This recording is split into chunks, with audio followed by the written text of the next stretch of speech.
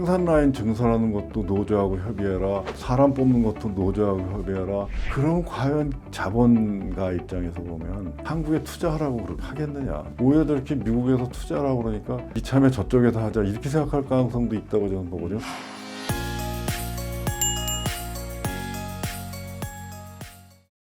네, 안녕하십니까. 더벨 이돈섭 기자입니다. 오늘은 저희가 좀처럼 모시기 힘든 분을 섭외를 했습니다. 지금 현재 가이드스타 이사장을 맡고 계신 최준경 이사장님이신데요. 지금 한미협회장과 IFRS 재단 이사도 함께 맡고 계십니다. 과거에 기획재정부 차관과 청와대 경제수석 비서관 그리고 지식경제부 장관까지 역임하신 분입니다. 안녕하십니까? 네, 안녕하세요. 가이드스타 이사장으로서 어떤 역할을 하고 계신지 그리고 이제 가이드스타에 대해서 어떤 생각을 갖고 계신지에 대해서 말씀 여쭙고 싶어서 저희가 찾아뵙겠습니다. 네, 가이드스타는 이제 공익법인을 평가하는 겁니다. 그러니까 어떻게 평가하는 거냐면 이제 공익법인이 되게 좋은 일을 한다고 그래서 독지가들의 돈을 기부받아서 활동을 하지 않습니까? 그럼 과연 그 공익법인이 그 돈을 받은 그 원래 목적 이렇게 돈을 쓰겠습니다라고 한 그 목적에 맞게 쓰는지 또 맞게 쓰더라도 받은 돈의 대부분을 예를 들어서 직원들 월급이나 뭐 활동비로 쓰고 원래 그 활동 목적에는 조금밖에 안 쓴다 그러면 그것도 문제가 있지 않습니까? 그래서 투명성하고 한목적성을 평가해서 기부자 여러분들한테 정보를 드리는 일을 하고 있습니다. 말씀하시는 걸 들어보니까 공익법인을 평가하기 위한 툴을 만드는 것도 굉장히 지난한 작업이겠다 이런 생각이 그렇습니다. 듭니다. 사실은 제 전에 그 연세대학교 총장도 하셨던 송자 선생님이 그 일대 이사장이거든요. 근데 이제 우리 송자 초대 이사장께서 어느 제도를 들여온 거냐면 미국의 그 가이드스타라는 그 기관이 있습니다. 그쪽의 그 평가 모델을 그대로 들여와 가지고 한국 사정에 맞도록 이렇게 좀 조정을 한 거거든요. 저를 후임 이사장으로 지명을 하셔가지고 제가 이제 후임 이사장이 됐는데 저는 이제 그 뜻을 받들어서 계속 이제 그 퍼져나가게 하는 역할을 하고 있고 일단 송자 초대 이사장께서 9년 하시고 제가 2대 이사장으로 이제 9년 했지 않습니까? 18년 동안 그래도 한 단계 전진해가지고 이제는 그 한국 가이드스타가 이 공익법인에 대한 평가를 통해서 그 기부 문화를 정착시키는데 그 나름 이제 기여를 하고 있다고 이렇게 자평하고 있습니다.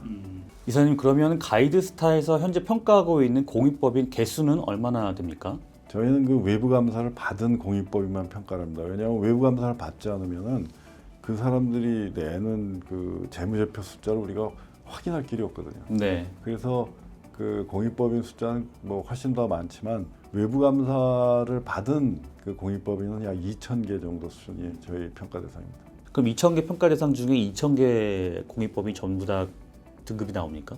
확정해가지고 원스타, 투스타, 쓰리스타를 받으려면은 추가 자료를 내야 됩니다. 그 1, 2, 3스타를 받는 법인 수는 얼마나 되나요? 지금 한 50개 정도 됩니다.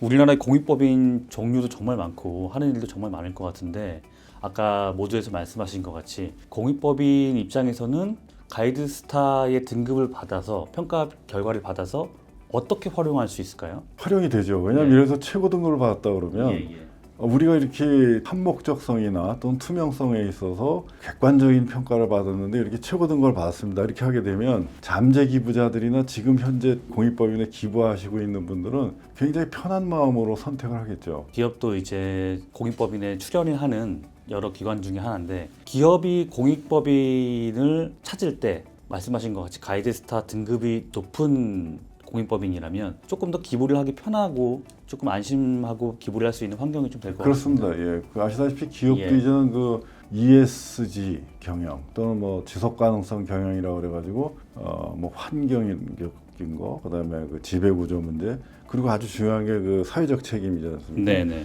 그 사회적 책임을 다하는 수단은 여러 가지가 있지만 그 가장 중요한 게 기부 행위를 하는 거거든요. 그래서 기업도 가이드스타가 평가를 정확하게 해주면은 그만큼 기업도 기부 행위를 하는 데 있어서 어떤 그 나침판이 생긴 거니까 훨씬 그 효율적으로 또 편안한 마음을 가지고 공익법인을 선택할 수 있기 때문에 그 한국 가이드스타의 그 평가 활동이 기업의 ESG 경영에도 상당한 기여를 하고 있다 이렇게 생각하고 있습니다. 기업의 ESG 활동의 투명성을 높인다 이렇게 평가할 수도 있겠네요. 그렇게 볼 수 있죠. 좀 현실적인 문제가 한 두 번 있었는데 첫째는 뭐였냐면 한 공익법인이 있었는데요. 90%를 자기 여가 활동, 뭐 요트를 사고, 뭐 페라리 그 고급 자동차를 사고 그리고 실제 목적에 쓴 거는 뭐 10%나 될까 말까 하는 그런 경우가 있었습니다. 제가 그 이사장이 되고서 그 외부의 그 회계감사를 받지 않는 공익법인은 평가 등급을 주지 않는 것으로 했거든요. 예. 그래서 공인회계사가 감사를 한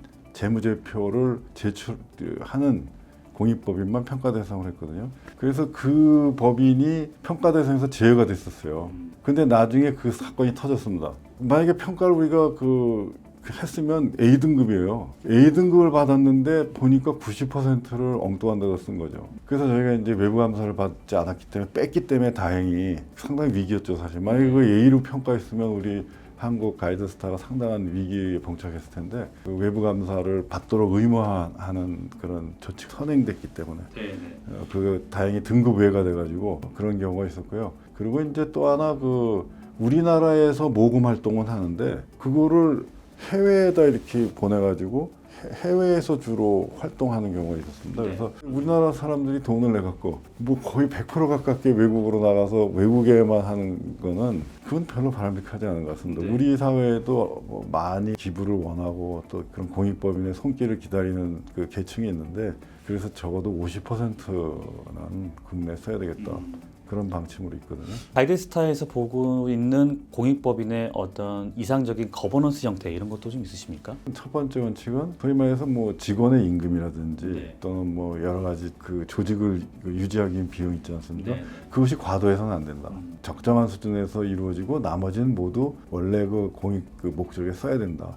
저는 그것이 가장 중요하다고 생각하고요. 그 다음에 그 공익적인 목적에 쓴다고 하면서도 그 효율성이 있는지는 또 봐야 되겠죠. 그러니까 100이라는 돈을 써서 20이라는 효과를 내는지 진짜 100이라는 효과를 다 내는지 그런 것까지 이제 그 효율성까지도 보고 있거든요.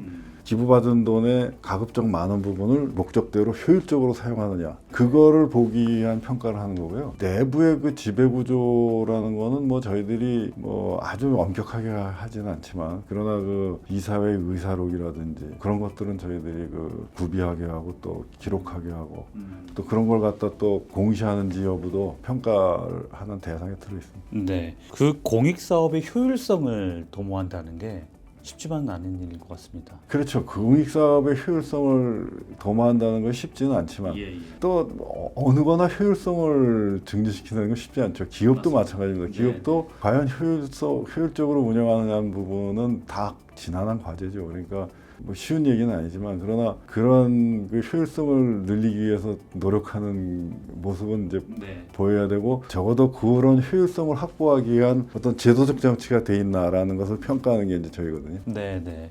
가이드스타의 평가 등급 체계라든지 평가 결과가 정말 그 우리나라 사회에 잘 퍼질 수 있다면은 말씀하신 것처럼 어떤 그 공익법인의 수준을 높일 수 있는 한 단계 끌어올릴 수 있는 그런 좋은 계기가 될 것 같다는 생각이 많이 드네요.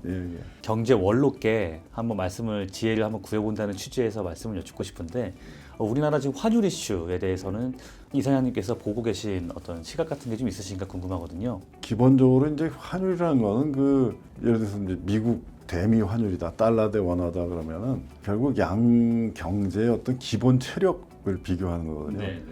이제 거기서 시작하는 건데 그 기본 체력이라는 게 결국 이제 잠재 성장률이 얼마나 되느냐, 또 실제로 얼마만큼 성장률을 구현하고 있느냐 하는 건데 최근에 우리나라 성장률이 미국 성장률에 비해서 뭐 높다고 할 수 없는 어떤 경우에는 낮은 모습도 보이지 않았습니까? 그런 것들이 우선 이제 기본적인 어떤 그 원화 약세의 그 기본이라고 할 수 있고요. 또 하나는 최근에 결국 이제 시장에서 수요 공급에 의해서 결정이 되는 건데 최근에 아시다시피 이제 그 서학개미라고 그래서 그 일반 개인들도 상당히 활발하게 그 미국 자본시장에 지금 투자를 하고 있습니다.